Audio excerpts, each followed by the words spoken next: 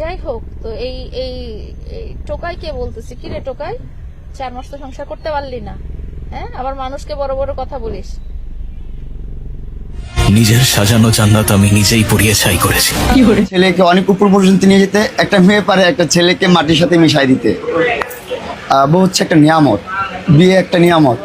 বিয়ে শাদী করলে রিজিক, আল্লাহর বরকত কোন দিক দিয়ে চলে আসবে এটা বলা যায় না। আমি উমরা করে আসছি কিছুদিন আগে। বিভিন্ন ড্রাগসের সাথে জড়িত, আর সে নিজের টাকায় খায় না, তার বিভিন্ন ভাই ব্রাদার আছে, সে সবাইকে ম্যানিপুলেট করে। সে ছেলে মেয়ে সব ধরনের মানুষের সাথে সে তার অনেক ভালো সম্পর্ক সে মেনটেন করে। আপনারা মিডিয়াতে ওকে যেভাবে দেখেন, বিশ্বাস। আসসালামু আলাইকুম প্রিয় দর্শক, ইতিমধ্যে ভিডিওর গুরুত্বপূর্ণ অংশবিশেষ দেখে ফেলেছেন। আরো কিছু গুরুত্বপূর্ণ তথ্য আমাদের হাতে রয়েছে, যেগুলো তুলে ধরার চেষ্টা করব। তাই অনুরোধ করব, যারা এখন পর্যন্ত ভিডিওটিতে একটি লাইক দেননি, অতি দ্রুত ভিডিওটিতে একটি লাইক দিয়ে চ্যানেলটি সাবস্ক্রাইব করে আমাদের সাথেই থাকবেন। আমরা কথা বাড়াবো না, চলুন আগে ভিডিওটিতে একটি লাইক দিয়ে ধারাবাহিকভাবে সম্পূর্ণ ভিডিওটি দেখে আসি। একটা লাইভে এসে ওই যে একজন বলতেছিল যে 55 বছর বয়সী বুড়ি মহিলা, তুই কি জানি বলে, সংসার করতে পারলি না, হ্যাঁ? আমি তো তাও 22 বছর সংসার করছি, তোর তো 4 মাসও টিকলো না, হ্যাঁ? তুই এত কচি হয়ে তাহলে কি লাভ হইলো? তোর যে 4 মাসও সংসার টিকলো না, তুই নিজেকে যে কি মনে করে আল্লাহ জানে, আল্লাহ তাআলা জানে নিজেকে তারা কি মনে করে, হ্যাঁ? বলে কি যে 50 বছর বয়সী মহিলা, তোর সংসার টিকলো না। আরে আমি 22 ইয়ার্স সংসার করেছি এবং আপনার সাথেও 4 বছরই ছিলাম। তোমার তো 4 মাসও টিকলো না যে সংসার। এখন তুমি কই? দাঁড়াও, কথাগুলো সুন্দর করে বলি, দাঁড়াও। হাসি পায়, বুঝছো? তার তার দুর্দশা দেখলে আমার হাসি পায়। বলে না যে মানুষের হাসতে হাসতে হাসতে হাসতে মরে যায়। কি রে, হ্যাঁ? তুই মানুষের বাসায় এসে লাইভ করে আবার সংবাদ সম্মেলন করিস। এখন কি হইতেছে তোর জীবনে এগুলা, হ্যাঁ? কি হইতেছে? আমাকে বলে তাকে নাকি আমি 4 বছর আমার বাসায় বন্দি করে রেখেছিলাম। তারপরে যখন তার ওই যে ওয়াইফ বলতেছিল যে আমাকে মেরে 4টা মাস আমাকে বাসায় বন্দি করে রেখেছে, মুখের দাগগুলো ঠিক না হওয়া পর্যন্ত বের হতে দিত না, মানে দাসী বানিয়ে রেখেছিল বাসার। তো সেটার উত্তরে আবার তুই বললি কেমন করে 4 মাস মানুষকে দাসী বানিয়ে রেখেছে। তুই যেমন করে 4 বছর বলছিস যে তোকে নাকি আমি 4 বছর ধরে আটকায় রেখে দিয়েছিলাম। কত বড় ফাউল হইতে পারে একটা মানুষ দুনিয়াতে, যে একে না দেখলে বোঝা যায় না যে কত বড় একটা ফাউল হইতে পারে। আর প্রতিটা কথায় বলে কি, হ্যাঁ যদি এইটা সত্যি না প্রমাণ পান তাহলে আমার গালে 2টা জুতা মারবেন, যদি এটা সত্যি প্রমাণ না পান তাহলে আপনি যেই শাস্তি দিবেন। আর সবগুলাই তো সত্যি প্রমাণ পাওয়া গেছে, তোরা এখন কে জুতা মারবে আর কে তোরে যা ইচ্ছা তাই শাস্তি দিবে? কারো তো টাইম নাই, কারো তো রুচি নাই। নর্দমার কিট, ওয়ার্ম অফ ড্রেন, না ড্রেনের ওয়ার্ম, নর্দমার কিট একটা, টোকাই, বস্তি, ছাপরি, যত সব। রিভেঞ্জ অফ নেচার তো আছেই, তারপরে না দুনিয়ার মানুষই তোরে শাস্তি দিবে, হ্যাঁ? আর ওই যে আপনারা যারা টিকটকে বসে তাকে ওই যে গিফট দেন, ভাই আপনাদের টাকা পয়সা বেশি হয়ে গেলে এতিমখানায় দান করেন, হ্যাঁ? আপনাদের যদি টাকা পয়সা বেশি হয়ে যায়, আপনাদের যদি ধন সম্পদ বেশি হয়ে যায়, এই টোকাই, ছাপরি, অপরাধী, প্রতারককে দিবেন না। আপনাদের টাকা পয়সা আপনারা গরিব লোককে দান করেন, আপনাদের টাকা পয়সা আপনারা জাকাত দেন, আপনাদের টাকা পয়সা দিয়ে আপনারা ভালো থাকেন, আপনারা বেড়ান, একে টাকা পয়সা দিবেন না, হ্যাঁ? এই সব টাকা পয়সা নিয়ে এগুলো মানুষের জন্য প্রতারণার ফাঁদ তৈরি করে। টিকটকে যারা গিফটার আছেন, যারা তাকে ভালোবেসে তার সুন্দর মাসুম চেহারা দেখে, হ্যাঁ, যারা তাকে টাকা দেন, যারা তাকে গিফট করেন, তারা আর টাকা দিবেন না। সেই টাকা আল্লাহর নামে সদকা দেন, সেই টাকা জাকাত দেন, সেই টাকা এতিম দুঃখীদেরকে দেন। এই ছেলে, এই জানোয়ার এতিমদের টাকা পয়সা মেরে খাইছে, হ্যাঁ? তাকে দিবেন না, তাকে দিবেন না, বুঝতে পেরেছেন? যারা টিকটক, ও তো টিকটকে লাইভ করে, তাকে অনেক মানুষ টাকা পয়সা দেয়, অনেক মানুষ গিফট করে, এটা করবেন না ভাই। একটা প্রতারককে টাকা দিয়ে সহায়তা করবেন না। সেই সব টাকা নিয়ে আরো বড় প্রতারণার ফাঁদ ফেলবে। কে জানে এই ধরনের জিনিস আপনাদের লাইফেও হতে পারে। ঠিক আছে, এই প্রতারককে টাকা পয়সা দেওয়া থামান। সেই টাকা পয়সা বরং আপনারা গরিব দুঃখী জাকাত দিবেন, এতিমদেরকে দান করবেন, কিছু না হলেও নিজের জন্য খরচ করবেন বা নিজের ফিউচারে ফ্যামিলির জন্য খরচ করবেন। একে আপনারা গিফট করবেন না, একে আপনারা টাকা দিবেন না, কিচ্ছু দিবেন না। এ কিচ্ছু পাওয়ার যোগ্য না। এই না টাকা পয়সা ধন দৌলত পাওয়ার যোগ্য, না এ ভালোবাসা পাওয়ার যোগ্য। এরকম মানে প্রতারক চক্রকে কেউ সাপোর্ট করা উচিত না। আমি আবার এর মধ্যে দেখলাম অনেক মহিলারা আবার তাকে সাপোর্ট করে করে কথা বলতেছে, না তার কোনো দোষ নেই, সে ছোট মানুষ। আরে তো তুই নিয়ে বিয়ে করে বসে থাক, ছোট মানুষ।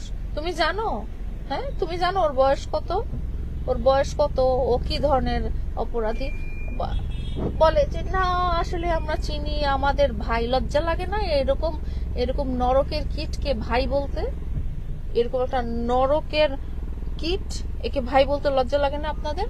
যেসব মহিলারা ওকে সাপোর্ট করেন, আপনারা টিকটকে বসে বসে, টিকটকে লাইভে বসে বসে ওকে সাপোর্ট করেন, তাদের লজ্জা হওয়া উচিত। এরকম নর্দমার পোকাকে, হ্যাঁ এরকম কি বলবো, সমাজ নষ্টকারীকে, এই ধরনের অপরাধীকে, এই ধরনের প্রতারক চক্র, সংঘবদ্ধ প্রতারক চক্রকে কখনো সাপোর্ট করা উচিত না। যারা বড় বড় গলায় একে ভাই বলেন, তাদের প্রতি মানে লজ্জা লজ্জা লজ্জা। আপনারা কোন মুখে এই ধরনের মানুষকে ভাই বলেন? হ্যাঁ, এ আমাকে যেভাবে মেরেছে, এই নারীকে যেভাবে মেরেছে, এবং আরো অনেক নারীকে যেভাবে মেরেছে, তাতে তো মানে এর প্রতি মব হওয়ার কথা, যেখানে যাওয়া উচিত সেখানে গণধোলাই পাওয়ার কথা। একে আপনারা বাসা ভাড়া দেন কেন? একে আপনারা সামাজিক ভাবে কেন উপরে তুলেন? হ্যাঁ, এই ধরনের ঘটনা আপনাদের পরিবারে, আপনাদের পরিবারের সদস্যদের সাথে ঘটলে কেমন করতেন আপনারা? যাই হোক, তো এই এই টোকাই কে বলতেছি, কি রে টোকাই, 4 মাস তো সংসার করতে পারলি না, হ্যাঁ আবার মানুষকে বড় বড় কথা বলিস।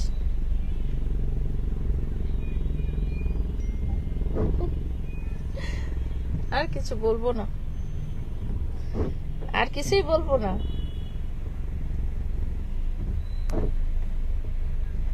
আর কিছুই বলবো না। তোরা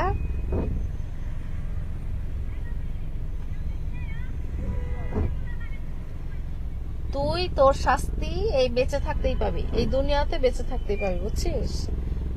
তুই তোর শাস্তি দুনিয়াতে বেঁচে। আর যেসব আপুরা, ভাবিরা, খালাম্মারা ওর সাপোর্ট নেন না, তাদের জীবনে এরকম লোক আসা উচিত। তারাই নিয়ে যান, কোলে নিয়ে বসে রাখেন। যত সব ও সব সময় বয়স্ক নারীর পিছনে ছোটে কেন? কোনো নারীর পিছনে ছোটে না, ও ছোটে টাকার পিছনে। ঈদ মোবারক, ঈদ মোবারক প্রিয় দেশবাসী, আপনাদের সকলকে জানাই লায়লা খালার পক্ষ থেকে ঈদ মোবারক। কি ভাবছেন আজকে তো ঈদ না, তাহলে কেন ঈদ মোবারক? আসলে আজকে আপনার আমার কারোর জীবনই ঈদ না, কিন্তু আমার লায়লা খালার জীবনে আজকের এই দিনটা ঈদের চেয়েও বেশি স্পেশাল। আজকের এই দিনটা লায়লা খালার জীবনে অত্যন্ত খুশির একটা দিন, কারণ খালা বিগত দিনগুলোতে লাইভে এসে অনেক কান্নাকাটি করেছেন একটা টোকাইয়ের জন্য। খালা অত্যন্ত একটা ভালো পরিবারের মেয়ে, এবং তার যে এক্স হাজবেন্ডগুলো ছিল তারাও অত্যন্ত ভালো পরিবারের সন্তান ছিল।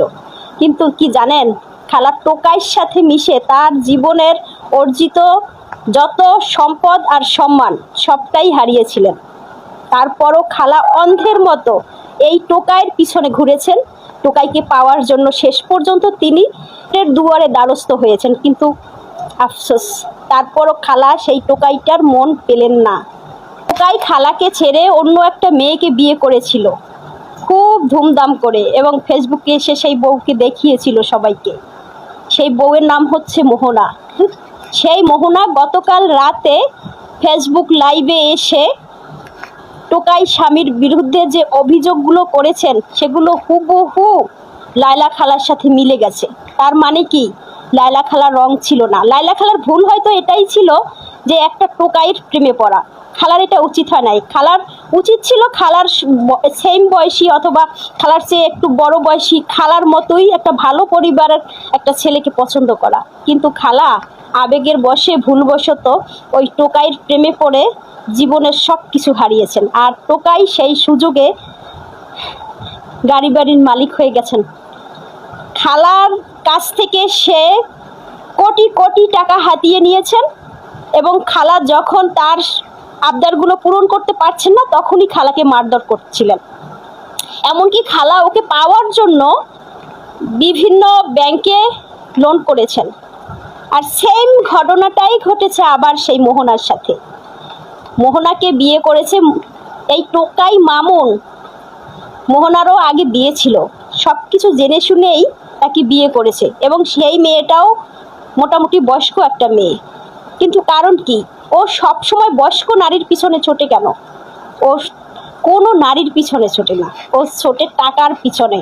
আসলে টোকাই তো, সেখান থেকে ও যতদূর উপরে উঠেছে সবটাই ওর বদবুদ্ধির খেলা। ওর মাথায় এত দুষ্ট বুদ্ধি যার জন্য এতটুকু উপরেও উঠতে পারছে মানুষের সরলতাকে পুঁজি করে। তো কোনো সুন্দরী ভদ্র ভালো ঘরের মেয়ে তো আর ওর প্রেমে পড়বে না।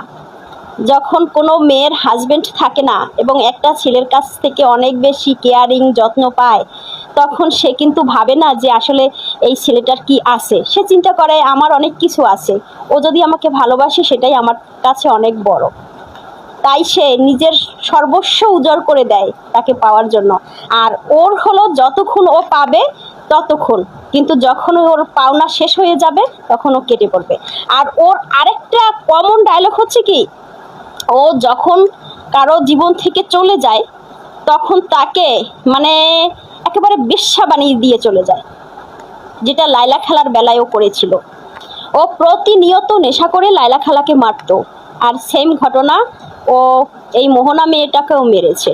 তাকে 4 মাস ঘর বন্দি করে রেখেছে যাতে সে মিডিয়ার সামনে না আসতে পারে, কাউকে কিছু না জানাতে পারে।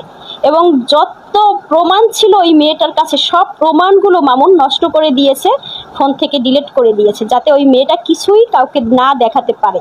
আসলে এর কি কোনো বিচার নাই? এর কি কোনো বিচার হবে না? আমি এর আগে একটা ভিডিও দিয়েছিলাম মামুনের পক্ষে, মামুন লায়লা খালার হাত থেকে বাঁচতে চায় সেজন্য। কিন্তু কি আজ আমি বুঝলাম যে আমার ওই ভিডিওটা দেওয়া ঠিক হয়নি।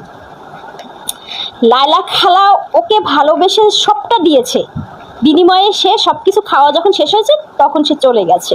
এজন্যই খালা তাকে আটকে রাখতে চেয়েছিল, যেহেতু ওর জন্য খালা নিঃস্ব হয়ে গেছে।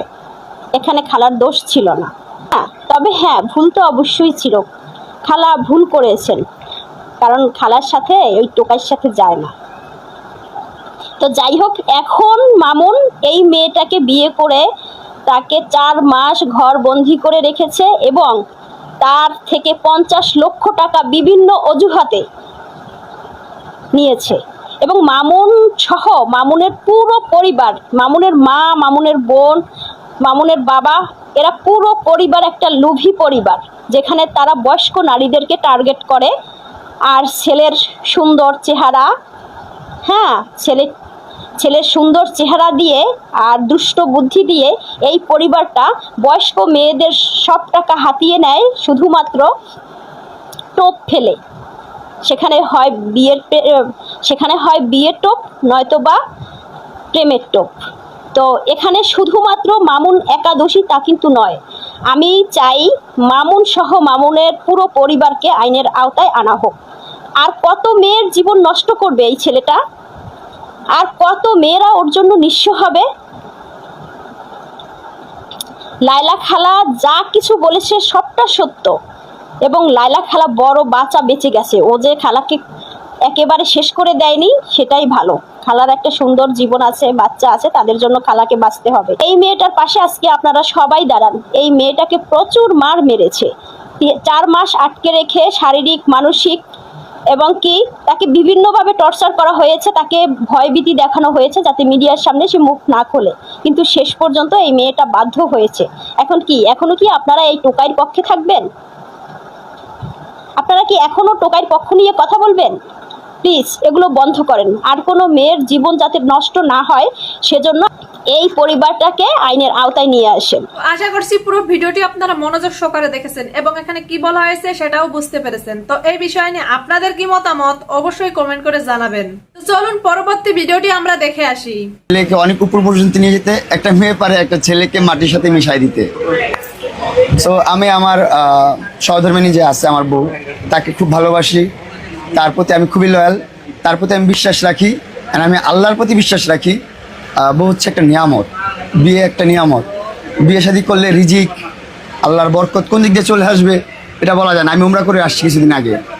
উমরা করার পরেই কিন্তু আমার আব্বু যখন আমাকে বললো যে বিয়ে শাদী করে ফেলো তাড়াতাড়ি, তোমার এখন এইভাবে চলা উচিত, এভাবে চলা উচিত, মানে আমাকে যখন বললো আমি এখন কিছুটা বুঝি যে এটা করা উচিত, এটা করা উচিত না। এই জন্য কিন্তু আমি বিয়ে করে ফেলছি অ্যান্ড হালাল পন্থায় চলে আসছি। একটা মেয়ে ও মা গো মা গো মা গো মা গো মা, মামুন তো দে একবারে বদ্র হয়ে গেছে, বাজা মাছ উল্টা খাইতে পারে না। বিয়ে যদি নেয়ামত হয় তাহলে বোর গায়ে হাত উঠেছত কিভাবে? হ্যাঁ, এইসব কিচ্ছাগানি কি জন্য করছত? আগে করছত লাইলার সাথে, এখন করছত মোহনার সাথে। বেয়াদব। নিজের সাজানো জান্নাত আমি নিজেই পুড়িয়ে ছাই করেছি। এই গুনাহ আমার, আর এই বিষাক্ত তাকদীর আমারই লেখা। আমি জানি আমার এই ধ্বংসের জন্য আমি দায়ী। যতই নাটক করো, সিনেমা করো, যতই কিছু করো, বডির ফিটনেস দেখলেই বোঝা যায় এখন আর লায়লা খালা আফার মতন আদর সোহাগ যত্ন এই বডিটার মধ্যে পড়ে না। লায়লা খালা আফার মতন এখন আর এই বডিটার মধ্যে কেউ নুডুস যত্ন করিয়া দেয় না। এ কারণে বডি শরীরের মাংসের এই অবস্থা, কি অবস্থা হয়েছে, কি স্মৃতি স্বরূপ হয়ে গেছে গা। জোয়ান জান বেড়া মনে হয় বুড়ার দাগ দিয়া লাইছে। লায়লা খালা আফায় বুড়া হইল কি হইব, যত্ন জানতো বুঝ হয়ে যায়। লায়লা খালার মতন এমন যত্ন কেউ করে না। এলিগা এই বডিটা এখন এই অবস্থা হয়ে গেছে গা, আড্ডি উড্ডি বাড়াইয়া গেছে গা, গিট্টা গুট্টা সারান দিয়া গেছে, মনে হয় লাগে যে জৈব বুড়া হয়ে গেছে গা। লায়লা খালা আফাতন বুড়া হয়ে গেছে গা আমগো মামুন বাইয়া। যতই নাটক করো, যতই সিনেমা করো, আমরা তো দেখি। সর্বশেষ আমগো তো চোখ আছে, আল্লাহ তালা চোখ দিছে নাম করে, এই চোখ দিয়া দেখি যে কি অবস্থা হয়ে গেছে গা। আহা হা হা হা। লায়লা খালার অপবাদ দিয়া সুন্দর মতন বাগাইয়া দিছে। লায়লা খালায় বুড়া, জোয়ান হতিনের দশে, জোয়ান হতিনে বালা করে যত্ন করবো, আদর করবো, সোহাগ করবো। বুড়া হতিনে যত্ন করে, আদর করে, সোহাগ করে, ভাল লাগে না, কেমন যিনি বুড়া তামা তামা লাগে। জোয়ান হতিনে অনেক শেষ করিয়া আনা দিল। শেষ তুমি বাবু, শেষ তুমি, একেবারে শেষ। তোমার ভিতরে আর কিছু নাই, তুমি শেষ, তোমার শেষ অবস্থা, তোমার ভিতরে কিছু নাই। জোয়ান হতিনে সব শেষ করিয়া লাইছে। হ্যাঁ, দর্শনা জোয়ান হতিন অনার নুডুস আদর করিয়া খাবিয়া দেয় না। হ্যাঁ, বুড়া খালার মতন নুডুস আদর করিয়া যত্ন করিয়া খাবিয়া দেয় না। এই বডিটার মধ্যে বুড়া খালার মতন যত্ন পায় না।